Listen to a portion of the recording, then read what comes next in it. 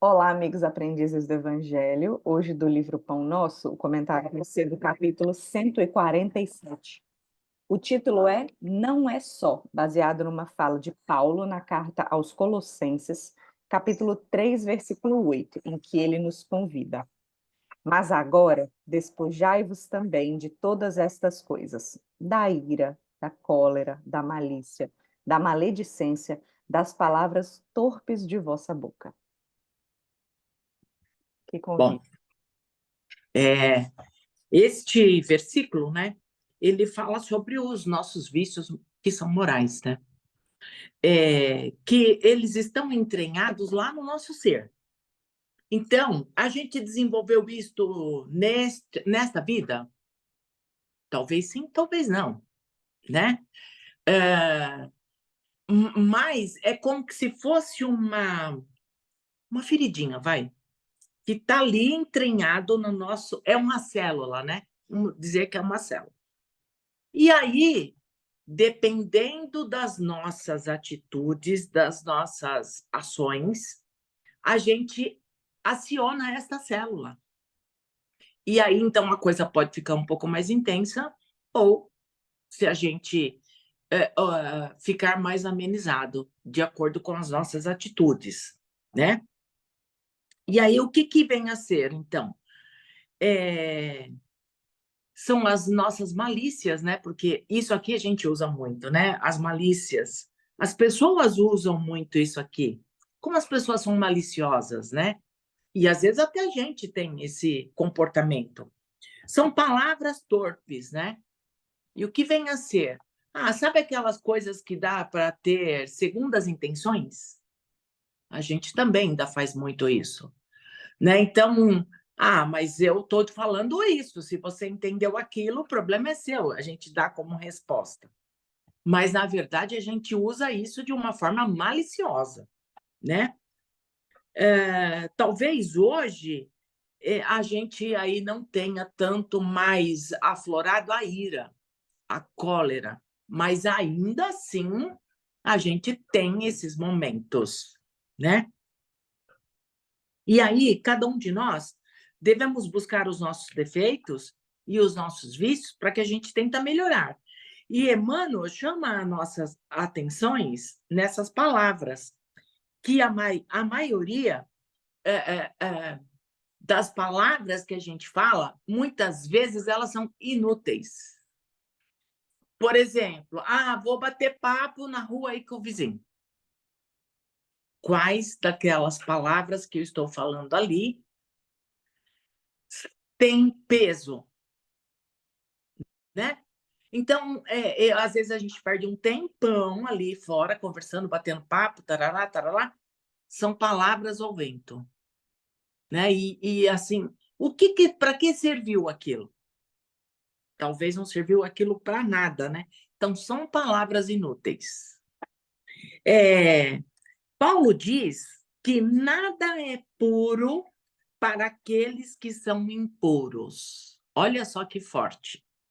Então, por exemplo, a Lívia fala qualquer coisa para mim. Ela pode ter a melhor das intenções. Ela pode estar falando palavras boas, palavras de... Enfim. Mas se eu sou impuro, eu transformo tudo que ela me disser e arrumo aí um bom emaranhado de gato, né? Então, eu achei muito forte isso, né? Para aquele que é impuro, nada tá bom. Deixa eu só me achar aqui. A maledicência, Emmanuel diz que ainda hoje tem pessoas que acham que basta dar aos bens materiais a outra pessoa para que ele possa ganhar o reino dos céus. É claro que quando a gente doa alguma coisa material para alguém, isso vai beneficiar alguém, né? Muitas das vezes, talvez seja a salvação da vida da pessoa. Isso tem mérito? Claro que sim.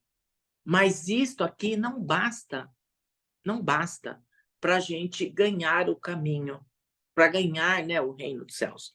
Eu acho que aqui ainda vale a gente lembrar que lá no livro Nosso Lar tem uma coisa a respeito disso, né? Quando está no Nosso Lar, eu acho, que quando... Ai, meu Deus, esqueci o nome do espírita lá que você faz o livro. André Luiz. Quando André Luiz está lá no umbral, quando André Luiz está lá no umbral, a única vibração, as únicas vibrações que chega até ele é da mãe, que já está no plano espiritual, e de uma senhora, né, que eu não vou lembrar o nome dela aqui, e de uma senhorinha que ela ia no consultório do André Luiz, ela não tinha dinheiro para pagar as consultas do marido. O André Luiz sabia disso, ele dava todas as desculpas esfarrapadas, todas assim, para a secretária, para tentar fazer com que a mulher fosse embora, e ela não ia, porque era a única chance que o marido tinha de passar em consulta, né? E aí, então, ele se via na obrigação, quer dizer, era quase que imposto a força dele atender o marido da mulher. E o marido faleceu, né? Então, e depois, quando André Luiz morre, ela faz as orações agradecendo muito a ele e pedindo que Deus o abençoe pela atitude dele ter atendido a esposa, atendido o marido. Então, veja, era essas orações que chegava, ele fazia de mau grado? Fazia. Mas ainda assim as orações dela chegavam até ele. Então, está lá no filme O Nosso Lar, assistem lá que vocês vão ver isso. Então, veja, né? A gente precisa fazer essa parte material, mas a gente precisa também fazer o lado moral, o lado espiritual nosso, gente. E isso é para ontem, porque a gente evoluiu muito materialmente falando, mas moralmente nós estamos muito aquém, né? E isto precisa o governo entrar, precisa o presidente entrar? Não, é eu, é a Lívia, é você aí que está nos ouvindo. É dentro do nosso lar que a gente precisa melhorar, para que a gente possa, assim, buscar esses bens do nosso coração, para que a gente possa fazer esse planeta evoluir, né? E para que a gente possa ter aqui os bens espirituais. Bom, vou dizer novamente, não é que a gente não deve fazer a caridade material, como André Luiz fez ali. Não é isto. A gente tem que fazer, porque alivia a fome de muitas pessoas. Mas, poxa, já pensou o quanto André Luiz não teria ganho se ele realmente tivesse atendido aquele casal de bom ânimo, de bom grado? Imagina só o que ele não teria ganhado, gente. Bom, vamos lá. Cada melhora do meu interno é motivo de alegria. Então, cada vez que eu melhoro, puxa, gente, a gente tem que estar feliz por isso. Mas quando eu não me renovo, é motivo de tristeza, tá? Porque eu estou preso em mim mesma. Eu estou preso no meu eu aqui, nas minhas dificuldades, nas minhas entranhas. E eu não saio disso, é um círculo vicioso, né? E aí isso é perigoso. E quando eu faço o meu trabalho com o próximo, e nós temos que fazer nos moldes de Jesus, e não nos meus moldes. Às vezes, vou fazer o trabalho espírita e não temos paciência com o próximo. Então, a gente vai lá, sei lá, doar sopa, por exemplo. Mas a gente quer que a gente só vai doar sopa para quem tem dificuldades, né? Para quem vive na rua, para quem não tem que comer. E aí chega um cara lá todo engravatado e quer um prato de sopa. E aí, às vezes, os espíritas discutem, não, mas ele não precisa, não, mas ele pode pagar, não. E aí fica naquela discussão. Dê logo o prato de sopa, esse cara precisa desse prato de sopa. Não porque ele não tem o material, mas às vezes ele está recebendo ali o espiritual. Então, é isso que significa a gente trabalhar nos moldes de Jesus. Não é a gente olhar a pessoa e ler e julgar a pessoa. Faça o que tem que ser feito e pronto. E Jesus nos alerta. Cuidado. Cuidado. Olha o que ele diz. Olha o que Jesus fala. Cuidado com os meus convidados. E quem são esses convidados? Ele diz, eles são exigentes. E quem são esses convidados do mestre? São aqueles que necessitam. Eles podem ser exigentes. Eles podem errar. Eles podem até nos agredir, xingar, falar que isso aqui tá uma droga. Eles podem. Mas nós não podemos revidar, né? E por que Jesus diz que eles podem? Porque, afinal, são eles que estão aí para ser servido e não para servir, né? Eles estão para receber. Então, damos e vamos dar bem dado. Vamos fazer a nossa doação de bom grado. É servir e não ser servido, né? Promessas há muito, mas o que nós temos feito? A gente faz muita promessa, mas o que a gente tem feito? Né? O cara bate aqui no nosso portão e ele fala, ai, dona, eu tô com fome, né? Aqui bate muito. Nossa, aqui na nossa porta bate demais, demais, demais. Ai, dona, eu tô com fome. Olha, você não tem? Às vezes eles falam, olha, eu posso carpir aqui para a senhora me dar um dinheiro? Falo, olha, esses dias mesmo eu falei, não tenho dinheiro. Mas você tá com fome? Eu tenho um pão, eu tenho um café, você quer? E aí a gente faz e dá, né? O que, se ele vai comer ou se ele vai vender, aí não é um problema meu, né?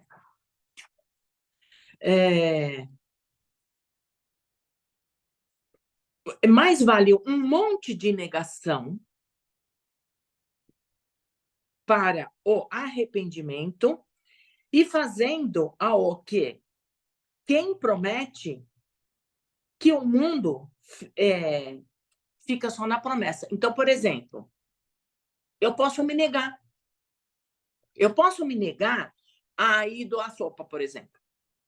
Eu posso me negar a não ir fazer o trabalho de evangelização na rua. Eu posso me negar de não ir no asilo. Então, eu posso achar que eu não estou pronta. E eu posso tentar me preparar. Agora, mais vale eu me negar do que eu ir lá. Ah, eu vou. Ah, então eu vou lá dar sopa na rua. Mas eu chego lá e eu arrumo encrenca. Eu fico só julgando. Eu fico só botando defeito no assistido, naquele que veio, no outro trabalhador. Eu estou fazendo mais coisas ruins quando eu faço isso do que eu me negando de ir. Ah, eu vou no asilo. Ah, isso aqui, imagina, olha só, isso aqui podia ser assim, pode ser assado.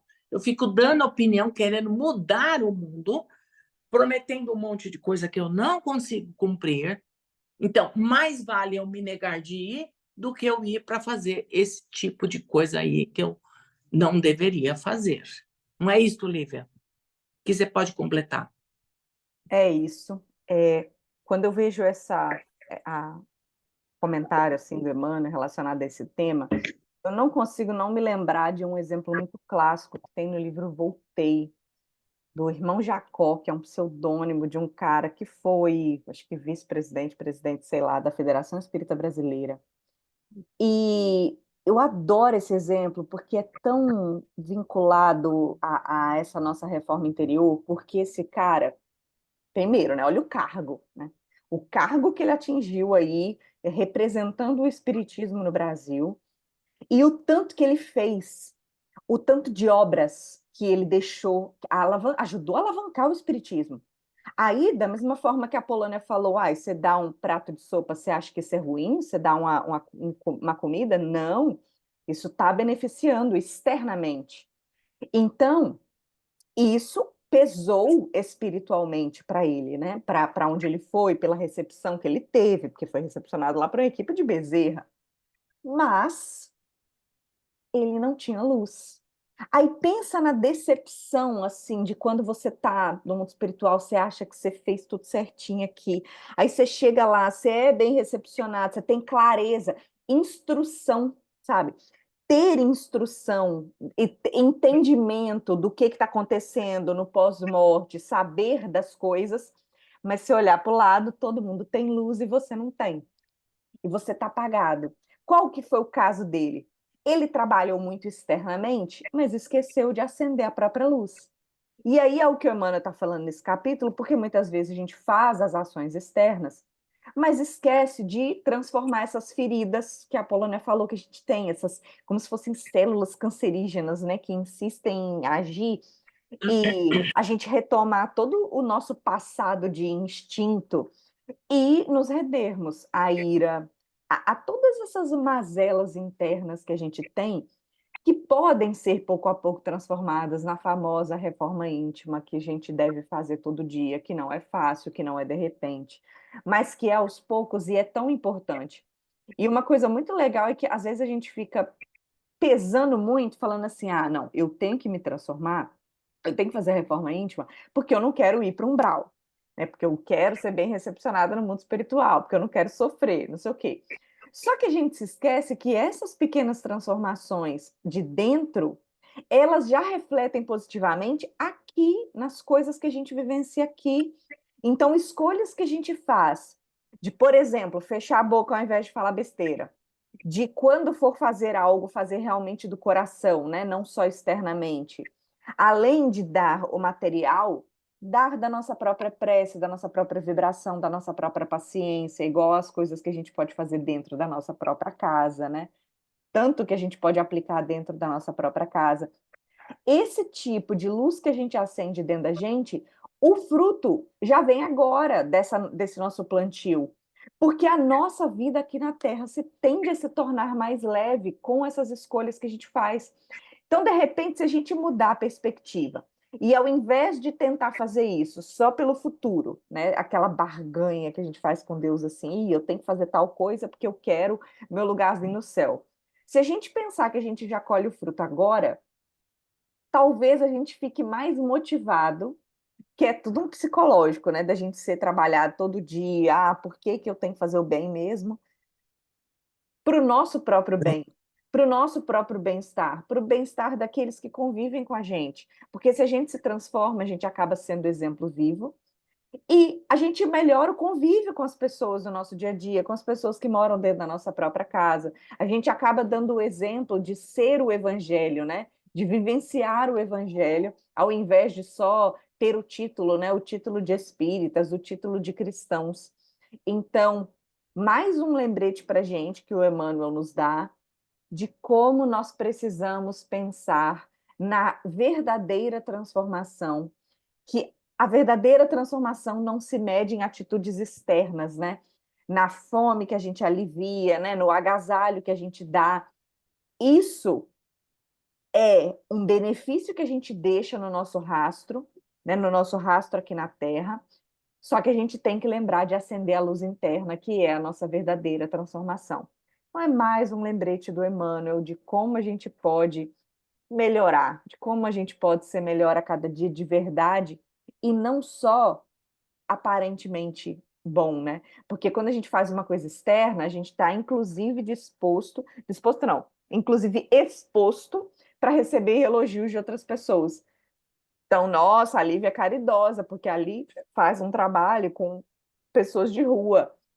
As transformações internas, muito dificilmente alguém vê. Na verdade, quando a gente começa, o povo de casa até começa a criticar, achando que é falsidade. É, é verdade. Então, olha, é aquela coisa que dizem, né? Quanto mais desafio. Na verdade, acho que é uma frase da ai, Teresa Dávila, alguma coisa assim.